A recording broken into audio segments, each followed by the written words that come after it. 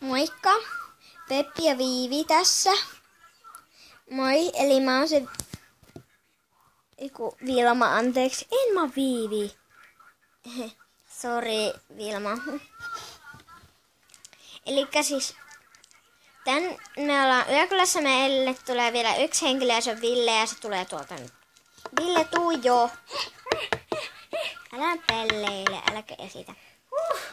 Mä tulin. Joku normaalisti jo. Joo, no. Siis me ei voida näyttää itse, me ollaan tällaisia. No voihan me, mutta me ollaan tällaisia jo siis. Niin sun ulo. Niin, eli me ollaan niinku yökylässä, täällä on Vilma ja mä, Peppi ja Ville. Joo, eikäs minä. Pitäisikö meidän katsoa jotain leffaa? Tuolla on leffa, joten me katsotaan sitä vähän aikaa. Joo, moikka! Joo, moikka. Kohta nyt jatkuu. Elikkä siis nyt me katsottiin sitä puolituntia elokuvaa. Ja Joo. niin, joten nyt meidän pitäisi varmaan käydä nukkumaan ja niin poispäin. Mutta niin. Elikkä siis me voitais nyt käydä nukkumaan, koska on jo niin myöhä, kello on 12 yöllä. No ei, se on oikeasti 10. No me käydään nyt nukkumaan, joten... Oitan. Moikka. Moikka. Elikkä siis Ville jää meille oikeasti yöksi ja mä Peppi.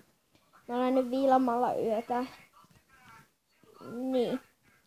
Me ollaan nyt meillä. Ja mä Peppi asun siellä naapurissa ja toi on niinku, toi Ville on meidän toinen naapuri. Jep. Hello. Eli, niin, joo. No moikka! No, tää on mun korvatuppa. Elikkä siis täällä me nukutaan. Mä nukun nalepussängyssä, koska mä rakastan nalepuja.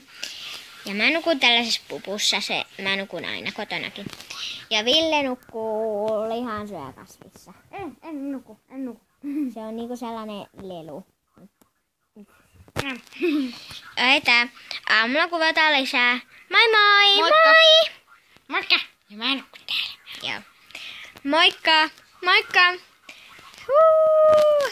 Ja hyvää yötä!